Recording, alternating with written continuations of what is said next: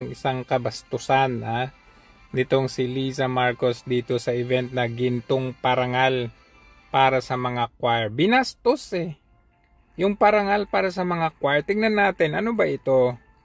So dito sa una kasing check inabot kaagad doon sa receiver.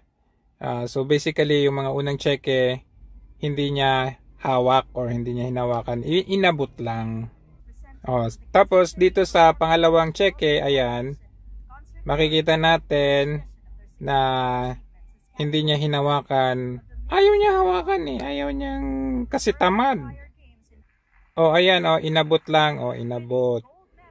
Inabot yung pangalawang check At tignan natin yung sumunod. Ito na.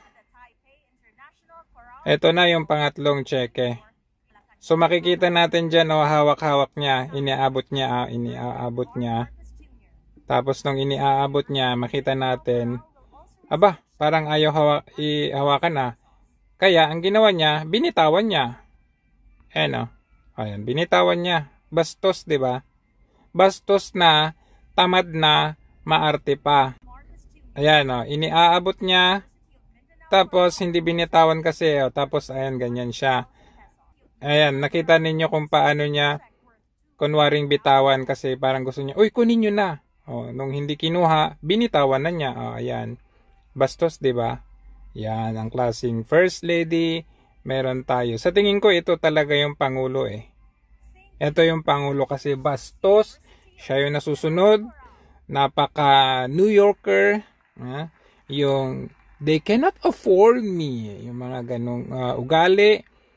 Sa bagay, hindi tayo magtataka dahil ginawa nga ito sa Senate President Ginawa kay Chase yan na inagaw ayan, bastos, how much more sa mga common tao lamang, ordinaryong tao.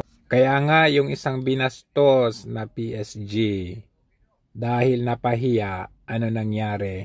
Nagpakamatay. Itong Liza na to, walang puso. Tama yung isang gwardiya dyan sa Presidential Guard, nagsuicide. Murahe mo. Kaya po napahiya. Sundalo, napakamatay. Yung PSG nagsuicide talaga. Minura niya. Ni Mrs. Marcos. Kailan yan? Bago lang. Siguro mga 2 months pa lang ako na umalis.